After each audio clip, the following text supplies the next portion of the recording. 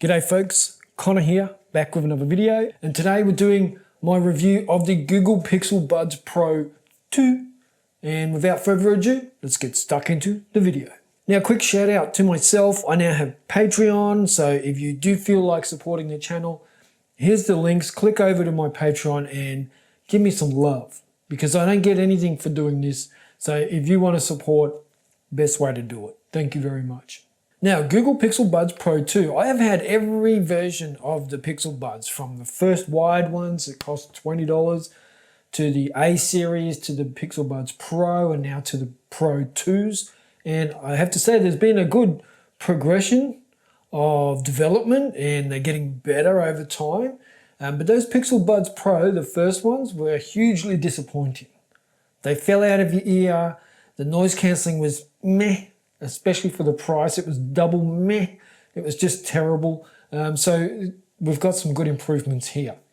Now, I will be pointing out some flaws to this. So if you just bought these and you're looking for that feel-good validation about your product, maybe skip this video, because I will be honest about some of the flaws with this as well. Now, the first thing I want to talk about, the comfort and the design has changed. They are definitely smaller, they're definitely thinner, they're definitely lighter, and they have wingtips, which makes for a much better user experience. Now, for me, the last ones were almost like just putting a piece of chalk in your ear. They had no design to them to help them stay in your ear or anything. But these seem to be made with staying in your ears as a number one sort of factor, which I think for me is the number one thing. Nothing worse for me than walking around all day or going for a workout, trying to jam my finger in my ear just to hold the fucking things in. So they've improved that massively. The first way that they've improved it is by making it a little bit smaller so they actually fit in better. But then they've also included wingtips. Now, these are only small wingtips, but it's just enough to do the trick. And now I have run for over 60 kilometers wearing these and haven't had to push them in once. They've stayed in the whole time. That's a big achievement. A lot of earbuds can't stay in for 60 kilometers without at least one little push. So pretty impressive there. Now, they do also come with 4 ear tips, and you change the size to help them fit into your ear. I don't have that big of an ear, but I did have to go with the largest ones. And with those in, I get a nice tight fit as well. And you can also check in the settings app to make sure that you're getting a good fit. Overall, the design of these is so much better. It is just like 5,000 times better than the first Pixel Buds Pro. Now, they do come in 4 colors: black, white, green, and pink. I think they've got 4 like fancy, trendy nicknames for them, and they would be porcelain, hazel, wintergreen, and peony or some shit. But seriously, it's black, white, pink, and green. Now, they do have 3 microphones on these, and now where that counts is with the noise cancelling. So you have some good hardware in here, and then you have some good software, and the new AI features within these earbuds are what give you that increased and improved noise cancelling. Now, it does say twice as much noise cancelling as the first ones, and I agree. These are way better, and I was using them on public transport recently, actually on a train. Trains are pretty noisy, and I was getting some really good noise cancelling. Like, it was blocking everything out. I was really impressed with that. Also, when I'm running, it's actually a little bit dangerous using the noise cancelling because it is quite good. Where previously you were getting earbuds half the price with better noise cancelling. And I think now the price hasn't really gone up too much, but the quality of the sound and the noise cancelling and transparency mode has all increased greatly. And one of the features that I definitely use quite often is their conversation detection mode. So whenever I start talking to someone and they're in noise cancelling mode, it actually changes them over to transparency mode and pauses whatever is playing. So that is amazing, and it works every single time. I haven't had a time where it has not worked. Works perfectly. And then after my conversation, I just tap the earbud. It starts to play the music that I was listening to and goes back into noise cancelling mode. So very intuitive from that point of view. I really do like using them.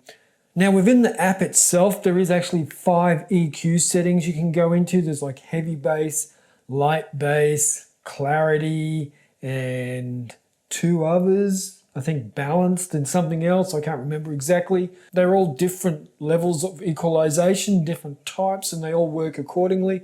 And you can also go in and customize the equalization to suit you. Now, if I think of the things that I use and not worry about the specs so much, it's things that make my life easier or better. And it's hard for me to say that tech makes my life better, but in some ways it does. And one of the features I like is how they switch from one device to the other. So I can have the Pixel tablet and my Pixel phone, and whatever I press play on or take a call on is what the Buds Pro 2 are going to connect to. And it seems to be pretty seamless. Like I'll be watching a YouTube video on my Chromebook, and then all of a sudden I get a notification on Instagram and I'll check a reel there and the sound will switch over to the phone. So I'm really impressed with how intuitive that is as well, and it's nice to have it there. They say it's seamless, and for me it is. But mind you, I'm using the Pixel Buds Pro 2 with the Pixel tablet and the Pixel Chromebook and the Pixel 8 Pro. So for me, the synchronization of all that is really good and works a treat. Now, another area that is good for me and something that I do value is battery life. Now, I hate, like my Pixel Watch 3, I just barely get through a day and I hate it. I want to comfortably get through a day. Same with my phone, I just get through a day. I want to comfortably get through a day. In the Pixel Buds Pro 2, I comfortably get through a good solid workout and more with these on without having to worry about charging them. Now there's up to 30 hours of life in the case and up to 8 hours per charge in the earbuds. So if I typically work out for 1 hour a day, I'm going to get like 8 days worth of use out of them. Or if I'm using them for working out and commuting to and from work, just say for a total of 4 hours a day, I'm going to get at least 2 days just out of the buds themselves. Out of the cases, that's going to equate to like 6 or 7 days without having to charge them. So plenty of times through the week for you to remember to chuck them on the charger for 1.5 hours to get a full top up. So no complaints here about the battery life. I think if you're doing a long trip overseas in a plane where you're smashing that noise cancellation, you might want to throw them back in the case for an hour or so while you're having something to eat, but you'll definitely get through a long flight with chucking them back in the case for maybe an hour. Now these do have the A1 chip, and the A1 chip is the first chip to go into some Google earbuds, and that is what actually assists it with all this AI and noise cancelling and all that sort of thing. So you do have the hardware with the mics and all that sort of stuff, but they also have that AI and that A1 chip combined to give you abilities to read things faster, like measure the noise coming in quicker, cancel the noise coming in quicker, and it just seems to do it much better than the Pixel Buds. I'm actually amazed by how good they are. Another important area for me is with water resistance and being able to run in the rain, because here in Australia, when you try and run in summer, you're going to get rained on fairly often. So you do want to be able to get some long life out of your earbuds, and these are IPX5 when it comes to water resistance. So not the highest, and I do have a bit of concerns that a bit of a run out in the rain and it might destroy them. And I don't have the most confidence in Google's quality control. So if they're not saying it's that water resistant, it's probably completely not water resistant, because I've had some Google products fail miserably and had to have many of them returned because their quality control is just up the shit. So bit concerned, but I'll update you in the comments down below if I do have problems. Now, ease of use. So touch controls, bit of a mixed bag here. Now, for the most part, they work great. Tap once, play, tap once, pause, tap once to answer a call, that sort of thing. Swipe forwards to turn up the volume, backwards to turn down the volume. Seems to work pretty good. However, there are times where I do try and go from noise cancelling mode to transparency mode, and it's just like it just does not register that I'm pressing the earbud. And that is only with the one on the right hand side. If I then press play on the left earbud and then go back to trying to use the right earbud, it seems to work fine. But I do have some issues with the right earbud not being as sensitive to touch as what I would like it to be, and I'm actually having to try and do things 2 or 3 times before it actually works.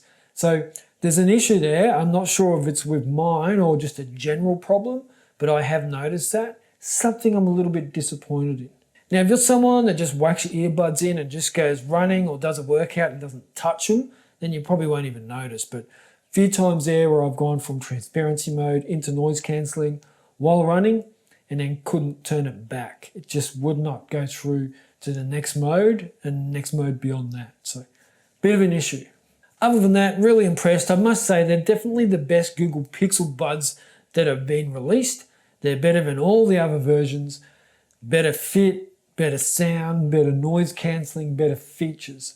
So if you are looking at getting a pair, I would recommend them. I do think they're too expensive. I think, see, in Australia, they're $379.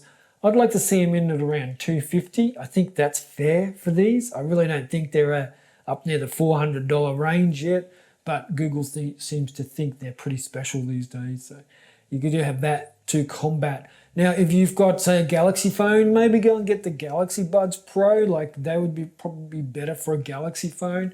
That's my video. Thank you for watching. I hope you appreciated it, and I will catch you in the next one. Check y'all.